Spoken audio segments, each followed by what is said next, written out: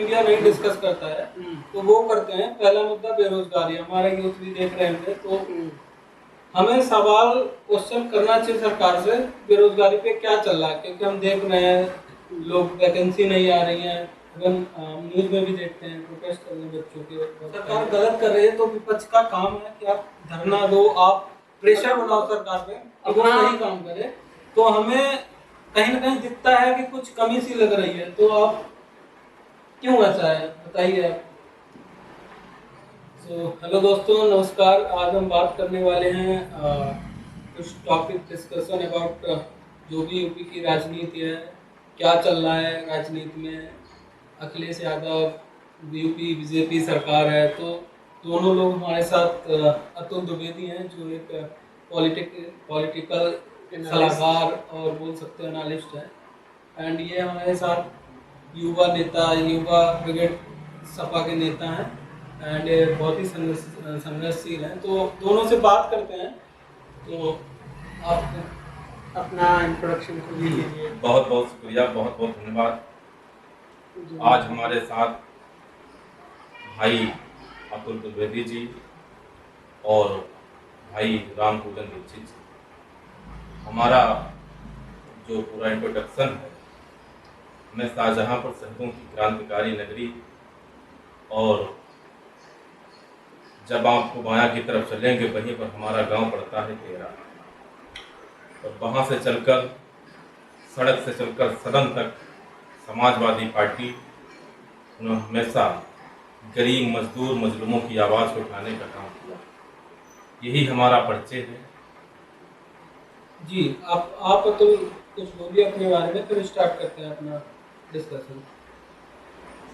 हमारी तो विचारधारा की लड़ाई है। देखो, ना मैं किसी पार्टी को सपोर्ट करता हूँ, ना बीजेपी को, ना सपा को, ना बसपा को, ना कांग्रेस को। सपोर्ट मतलब ये कि मेरा किसी से विरोध भी नहीं है, ना मैं ब्लाइंडली फॉलो करता हूँ किसी भी। जहाँ पे मुझे गलत लगता है तो वहाँ मैं अपनी आवाज़ बुलंद करता हूँ। आप मेरे ट्वीट चेक कर सकते हो, वो चाहे बीजेपी हो चाहे सपा हो, ठीक है। और जैसे मैं कई सारे मुद्दे भी आपको बना सकता हूँ, जैसे एनआरसी हो गया, किसान बिल आया था, अभी राम मंदिर बना था। जी। तो जहाँ पे जिसकी अच्छा काम किया है, या धारा 356, चलो ठीक है, बात करते हैं लेटर। तो सबसे पहला मुद्दा जो मेन है, तो इस पे आपका क्या मानना है, फिर मैं इनकी आनंद जी की मीडिया नहीं डिस्कस करता है तो वो करते हैं। पहला मुद्दा बेरोजगारी, हमारे यूथ भी देख रहे हैं तो हमें सवाल क्वेश्चन करना चाहिए सरकार से, बेरोजगारी पे क्या चल रहा है, क्योंकि हम देख रहे हैं लोग वैकेंसी नहीं आ रही है। न्यूज में भी देखते हैं प्रोटेस्ट कर रहे हैं बच्चों के। राय बनवा, तो पहले आप बताओ कि क्या लग रहा है आपको, यूपी सरकार कुछ कर रही है बेरोजगारी के मामले में, या फिर ये सिर्फ बोल रहे हैं, या फिर सब कॉपियों पे ही रिटर्न में ही है, जमीनी हकीकत क्या है, तो वो जानना चाह रहे हैं आपसे। देखो, काम करने को लेके अगर बात करो, ये शिक्षा और ये रोजगारी, तो बहुत सारे फेलियर्स हैं, बट इन सबके बावजूद भी बहुत सारा काम भी किया। ऐसा नहीं कि वैकेंसी नहीं आई है, या फिर प्राइवेट सेक्टर में जॉब नहीं आई है। प्राइवेट सेक्टर जैसे मैं थोड़ा आईटी से भी एसोसिएटेड रहा हूँ, तो आप उसमें देखो अभी तक का सबसे हाई स्केल रहा है, हर पीक बना हुआ है इस टाइम पे। तो ये सिर्फ यूपी में नहीं है, पूरे भारत में है ऐसा, और बहुत सारी जॉब्स आई हैं, ठीक है। बाकी जैसे कुछ ये अच्छी कर सकते थे, जैसे अभी शिक्षक भर्ती आई थी, वो बेचारे प्रदर्शन कर रहे थे, उसको कैंसिल कर दिया। रेलवे वाला एक आया था अभी कुछ, तो ये सारे ठीक से। सबसे बड़ा फेलियर जो मैं मानता हूँ, जो इनको काम करना चाहिए, अभी तक कोई भी एग्जाम ठीक से कंडक्ट करा पाए। ये मेरा क्वेश्चन इनसे भी रहेगा।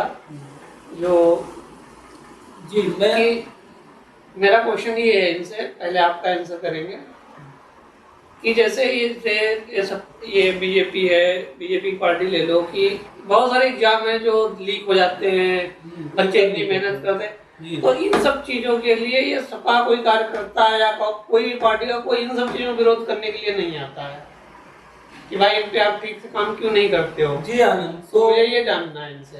अगर सरकार अच्छा नहीं, बेरोजगारी या वो है, वो उस पे करेंगे बात। जी, तो ये बिल्कुल सही बात है। अगर सरकार गलत कर रही है तो विपक्ष का काम है कि आप धरना दो, आप प्रेशर बनाओ सरकार पे कि वो सही काम करे।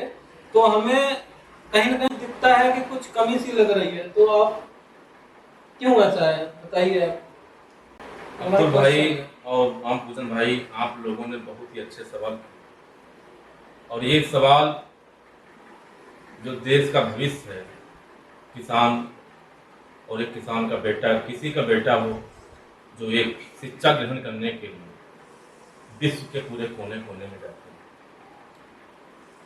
सवाल बहुत बड़ा सवाल है और मैं इसकी जवाबदेही एक बहुत बड़े नजीमाबादी एक शेर है कि सकून दिल के लिए कुछ तो एहतराम करूं, अब नजर ही मिल गई है तो फर्ज बनता है सलाम करूं।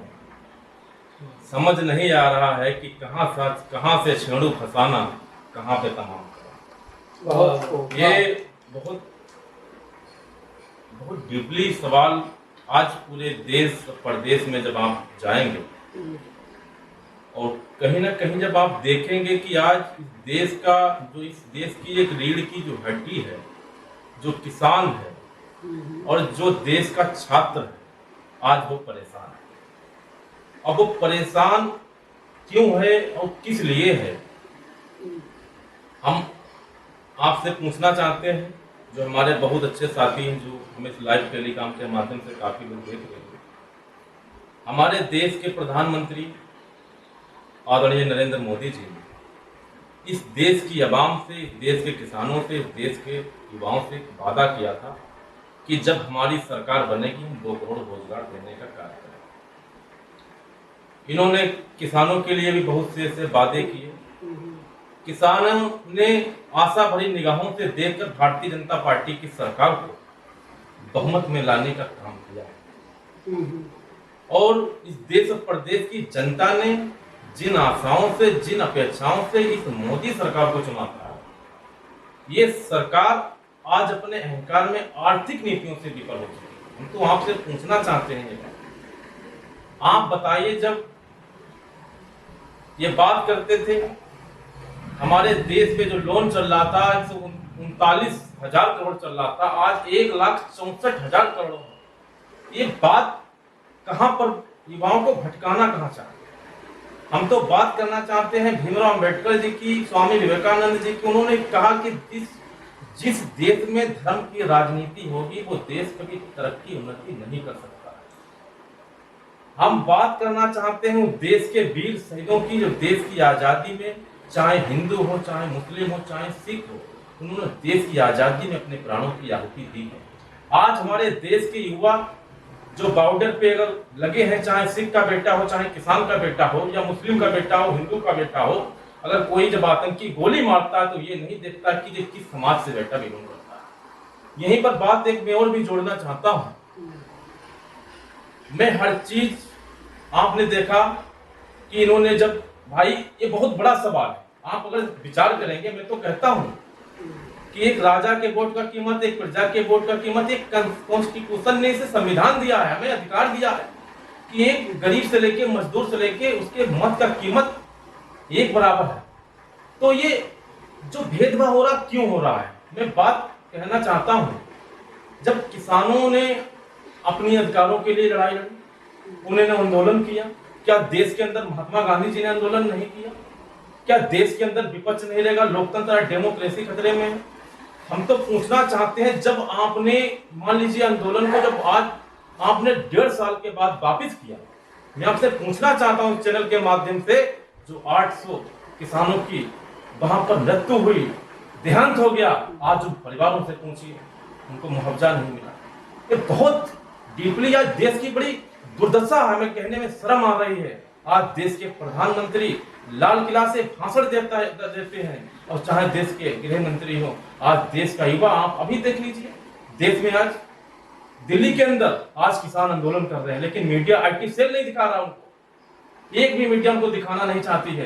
लेकिन ये सवाल बहुत बड़े हैं। अब किस चीज के लिए आप मैं एक बात और भी जोड़ना चाहूंगा इसमें, कि आज जो प्राइवेट चल रहा है, प्राइवेट बढ़ने का सबसे बड़ा कंप्लीमेंट ये है कि देश के अंदर सरकारी व्यवस्थाएं खराब हो चुकी है। अगर देश के अंदर प्राइवेट कॉलेज अच्छे चल रहे हैं, ये इस बात की गवाही दे रहे हैं कि सरकारी कॉलेजों में पढ़ाई नहीं हो रही। और देश का आज जो बहुत एक गरीब किसान का बेटा निकलता है, वो सोचता है कि देश के अंदर प्राथमिक विद्यालय जूनियर में पढ़ाई कर सके। सब बच्चे तो सरकारी अच्छे कॉलेजों में नहीं पढ़ाई कर पाएंगे। ये क्या चल रहा है?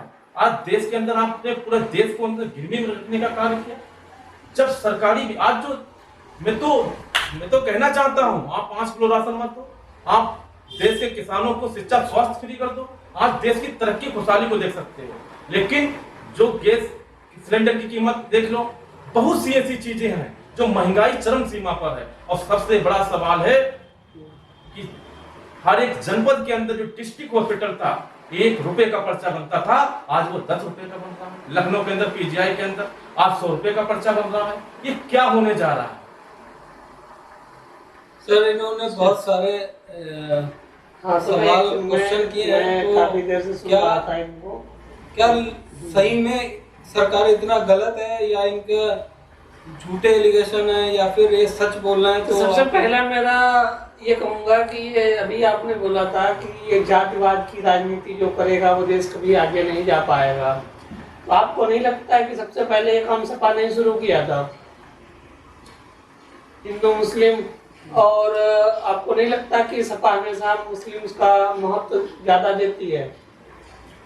आपने बहुत अच्छा सवाल पूछा है। मैं इस सवाल का इंतजार कर रहा था। और जितने भी यूथ के हमारे भाई देश के आज जो विश्व है, वो लोग सुन रहे तो इस चीज को बड़ी बारीकी से सुन रहे। ये देश की आजादी के टाइम से लेकर राम मनोहर लोहिया जी इस देश की समाजवाद को, उनका एक ही उद्देश्य था कि इस देश के अंदर समानता होनी चाहिए। अब इस चीज के लिए मैं आपको एक इंटरप्ट करूंगा, मैं एक बात जोड़ना चाहता हूँ, बस 1 मिनट, एक सेकंड के लिए बोलूंगा बीच में जी, कि क्या आपको लगता है अभी भी समाजवादी पार्टी लोहिया जी के सिद्धांतों पे चल रही है?